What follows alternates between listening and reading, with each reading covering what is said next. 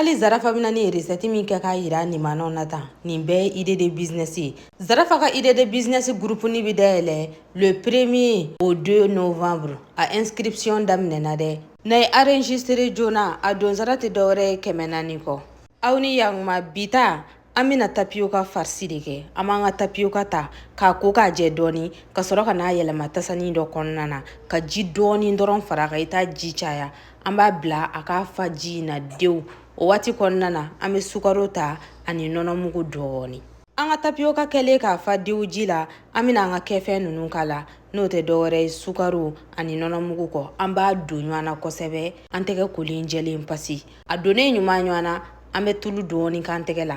I bɛ se ka kɛ beurre ye sabula ale yɛrɛ suma ka di. N'i ma tulu dɔɔni k'i tɛgɛ la k'a mɔ a bɛ bari i tɛgɛ la dɛ f'i ka tulu dɔɔni k'a la de. An b'a mɔ k'a kɛ kun ye kun min bɛ bɛn an yɛrɛ sago ma. An bɛna nɔnɔ litiri kilancɛ kɛ an ka da kɔnɔna na ka sɔrɔ ka na lait concentré sucré k'a la ni dɔw ko nɔnɔ duruduru. Cardamome den 2 anis étoilé den 1 an b'o k'a la. N'a sɔrɔla olu t'i bolo i bɛ se ka sucre vanille k'i ta la. O kɛ kun y'ala de waasa a suma de ka ja. An b'an ka tapioca farci ta sisan an b'a yɛlɛma an ka nɔnɔ ka da kɔnɔna na. An tɛ tasuma caya kɔrɔ an tɛ tasuma dɔgɔya fana. An b'a to yen nɔ a ka tobi a fɛrɛ ma dɔɔni wa an bɛ to ka n'a lama ɲan dɛ a bɛ sigi. An ka tapioca sera sabula a ye dunni dabɔ. N'a commencera ka dun dɔrɔn o kɔrɔ ko k'a sera. Kɔnɔna fana mɔna an b'a bɔ k'a k'an ka verre yɛlɛkɛmaninw kɔnɔna na ka sɔrɔ ka n'a mini boloda. Ni nimanaw hali ni fɛn ma fɔ aw ye aw yɛrɛ kɔni y'a dɔn nin ka di. Aw bisimila.